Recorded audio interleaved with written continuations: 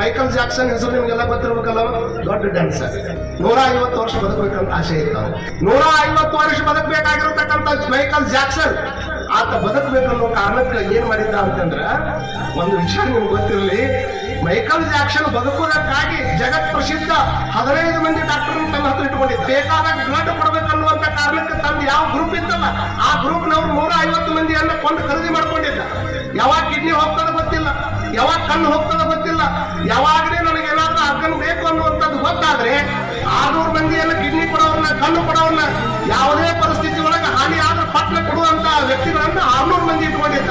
ಅವ ಉಣ್ಣುವಂತ ಪ್ರತಿಯೊಂದು ತುತ್ತು ಸಹಿತ ಲ್ಯಾಬ್ರೇಟರಿ ಒಳಗೆ ಚೆಕ್ ಮಾಡಿ ಕೊಡ್ತಿದ್ರು, ಪ್ರತಿಯೊಂದು ಅದನ್ನ ಇಷ್ಟೆಲ್ಲ ಇದ್ರೂ ಸಹಿತ ಒಂದು ಆಕ್ಸಿಜನ್ ರೂಮ್ ಮಾಡ್ಕೊಂಡಿದ್ದ.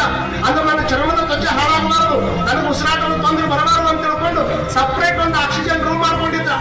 ಇಷ್ಟೆಲ್ಲ ಮಾಡ್ಕೊಂಡಿರ್ತಕ್ಕಂಥ ಮೈಕಲ್ ಜಾಕ್ಸನ್